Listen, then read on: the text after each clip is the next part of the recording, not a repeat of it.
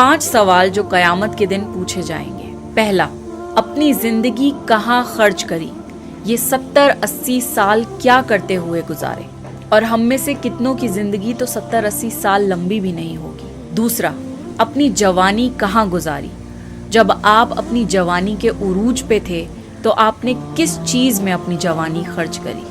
तीसरा, पैसा कहाँ से कमाया? हलाल कामों से कमाया या हराम कामों से कमाया? चौथा, अपना पैसा कहाँ खर्च किया? आपको अपनी सारी दौलत का हिसाब देना होगा। और पांचवा, जो इल्म हासिल किया था उस पर कितना अमल किया? इंसान को अपने एक एक लम्हे का हिसाब देना होगा। तो अपनी जिंदगी बहुत सोच